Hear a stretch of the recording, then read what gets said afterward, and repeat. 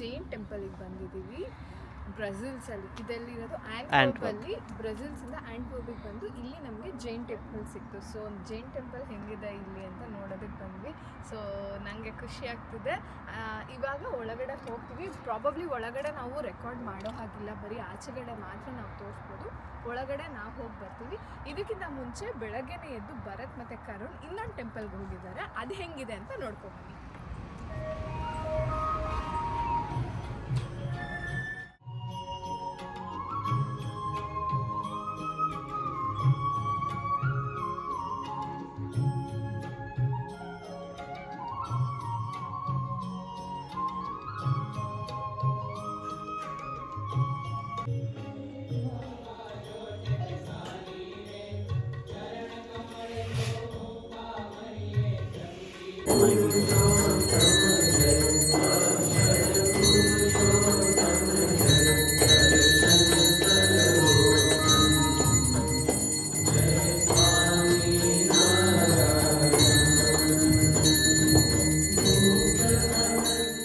ಬೆಲ್ಜಿಯಮ್ಮಲ್ಲಿ Jain temple ಇದೆ ಅಂತ ನನಗೆ ಮುಂಚೆನೇ ಗೊತ್ತಿತ್ತು.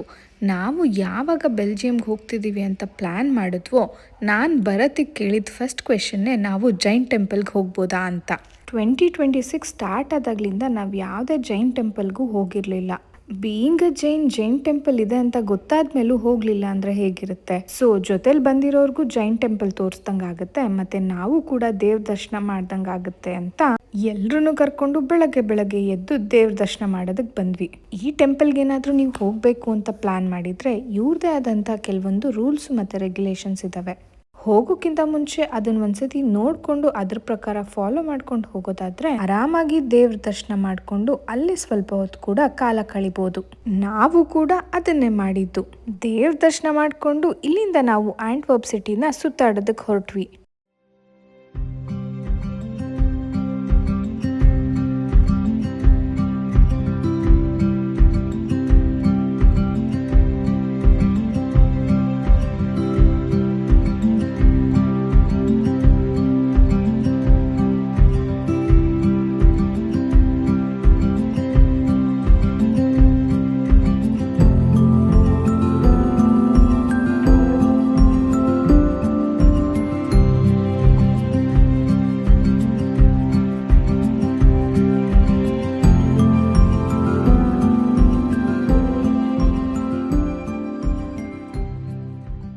ಸಿಟಿನೆಲ್ಲ ಸುತ್ತಾಡಿ ಮಧ್ಯಾಹ್ನದ ಊಟಕ್ಕೆ ನಾವು ಬಂದಿದ್ದು ಫೇಮಸ್ ಸರವಣ ಭವನ್ಗೆ. ತಿನ್ನಿ फिर या तो हर जगह पे ये चीज मानोगे ऐसे नहीं होता. फिर फेमिनिज्म मत जानना बस. सडन ಆಗಿ ತಿನ್ಬೇಕಾದ್ರೆ ಮದುವೆ ಮನೆಯಲ್ಲಿ ಕ್ಯಾಮೆರಾ ಹಿಂಗೆ ತಂದು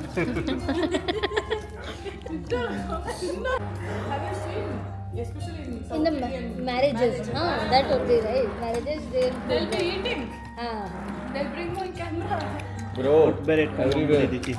We ask the cameraman, don't do that. He's like, bro, if I don't do, I don't get paid. They have to do. Everyone should know who's eating. Saravana ಭವನಲ್ಲಿ ಚೆನ್ನಾಗಿ ಬ್ಯಾಟಿಂಗ್ ಮಾಡಿ ಅಲ್ಲೇ ಸುತ್ತಮುತ್ತ ಏರಿಯಾನ ಎಕ್ಸ್ಪ್ಲೋರ್ ಮಾಡಿದ್ವಿ. ನಾವು ಆ್ಯಂಟ್ವರ್ಪಿಗೆ ಹೋದಾಗ ವೆದರ್ ಅಷ್ಟು ಚೆನ್ನಾಗಿರ್ಲಿಲ್ಲ, ಯಾವಾಗಲೂ ಮಳೆ ಬರ್ತಾನೆ ಇತ್ತು, ಮತ್ತೆ ಸ್ವಲ್ಪ ಚಳಿ ಕೂಡ ಜಾಸ್ತಿನೇ ಇತ್ತು. ಇದೇ ಸ್ಟ್ರೀಟಿಗೆ ನೈಟ್ ಬಂದಿದ್ದಿದ್ರೆ ಇನ್ನೂ ಚೆನ್ನಾಗಿರ್ತಿತ್ತು ಅನ್ಸುತ್ತೆ. ಇಲ್ಲಿರೋ ಆರ್ಕಿಟೆಕ್ಚರ್ನೆಲ್ಲ ಎಂಜಾಯ್ ಮಾಡಿಕೊಂಡು ನೆಕ್ಸ್ಟ್ ನಾವು ಬಂದಿದ್ದು ಚಾಕೋ ಫ್ಯಾಕ್ಟ್ರಿಗೆ. ನನಗೆ ಗೊತ್ತಿರೋ ಹಾಗೆ ಬೆಲ್ಜಿಯಮಲ್ಲಿ ಚಾಕ್ಲೇಟ್ ಮತ್ತೆ ಬಿಯರ್ ಫೇಮಸ್. ಬಿಯರ್ ಅಂತೂ ಯಾರು ಟೇಸ್ಟ್ ಮಾಡಲಿಲ್ಲ, ಅಟ್ಲೀಸ್ಟ್ ಅಥೆಂಟಿಕ್ ಚಾಕ್ಲೇಟ್ಸ್ ಆದರೂ ಟ್ರೈ ಮಾಡೋಣ ಅಂತ, ಮತ್ತೆ ಚಾಕ್ಲೇಟ್ ಹಿಸ್ಟ್ರಿ ಬಗ್ಗೆನೂ ತಿಳ್ಕೊಳ್ಳೋಣ ಅಂತ ಚಾಕ್ಲೇಟ್ ಫ್ಯಾಕ್ಟ್ರಿಗೆ ಬಂದ್ವಿ. ಇದಕ್ಕೆ ಎಂಟ್ರಿ ಟಿಕೆಟ್ ಇರುತ್ತೆ, ಒಬ್ರಿಗೆ €18. ಆನ್ಲೈನಲ್ಲೇ ಪೇ ಮಾಡಬೇಕು, ಮತ್ತೆ ಸ್ಲಾಟ್ಸ್ನ ತುಂಬ ಮುಂಚೆನೆ ಕೂಡ ಬುಕ್ ಮಾಡ್ಕೋಬೇಕು. ಆಫ್ ಸೀಸನಲ್ಲಿ ಮೋಸ್ಟ್ಲಿ ಡೈರೆಕ್ಟ್ ಎಂಟ್ರಿ ಸಿಗುತ್ತೆ, ಅಲ್ಲೇ ಹೋಗಿ ಟಿಕೆಟ್ ತಗೋಬಹುದು. ಬಟ್ ಆನ್ಲೈನಲ್ಲಿ ತಗೊಂಡ್ರೆ ಕೆಲವೊಂದ್ಸತಿ ಆಫರ್ ಕೂಡ ಇರುತ್ತೆ, ಮತ್ತೆ ಕನ್ಫರ್ಮೇಶನ್ ಕೂಡ ಸಿಗುತ್ತೆ. ಇಡೀ ಚಾಕ್ಲೇಟ್ ಇತಿಹಾಸನೇ ತಿಳ್ಕೊಬಹುದು ನಾವಿಲ್ಲಿ. ಆರಾಮಾಗಿ 1.5 hours to 2 hours time spend ಮಾಡ್ಬೋದು. ಮಕ್ಳಿಗಂತೂ ಹೇಳ್ ಮಾಡಿಸಿದ ಜಾಗ. ಚಾಕ್ಲೇಟ್ ಹಿಸ್ಟ್ರಿನೂ ತಿಳ್ಕೊಳ್ಬಹುದು, ಚಾಕ್ಲೇಟ್ನ ಟೇಸ್ಟ್ ಕೂಡ ಮಾಡ್ಬೋದು. ನಾನು ಚಾಕ್ಲೇಟ್ ಹಿಸ್ಟ್ರಿ ಬಗ್ಗೆ ಇಲ್ಲಿ ಏನೇನೆಲ್ಲ ತಿಳ್ಕೊಂಡೆ ಅಂತ ಅಂದರೆ, 1635 ಸ್ಪ್ಯಾನಿಷ್ ಎಕ್ಸ್ಪ್ಲೋರರ್ ಈ ರೀಜನ್ಗೆ ಕೋಕೋ ಬೀನ್ಸ್ನ ಇಂಟ್ರಡ್ಯೂಸ್ ಮಾಡಿಸ್ತಾನೆ. ಸೊ ಅಲ್ಲಿಂದ ಬೆಲ್ಜಿಯನ್ ಚಾಕ್ಲೇಟ್ ಲೆಗೆಸಿ ಸ್ಟಾರ್ಟ್ ಆಗುತ್ತೆ. ಆ ಟೈಮಲ್ಲಿ ಹಾಟ್ ಚಾಕ್ಲೇಟ್ ಅಂದರೆ one of the most luxurious product ಅಂತ, ಅಷ್ಟು ವ್ಯಾಲ್ಯೂ ಇತ್ತು ಆವಾಗ. ಇನಿಷಿಯಲ್ ಡೇಸಲ್ಲಿ ಬರೀ ಹಾಟ್ ಚಾಕ್ಲೇಟ್ ಮಾತ್ರ ಫೇಮಸ್ ಆಗಿತ್ತು.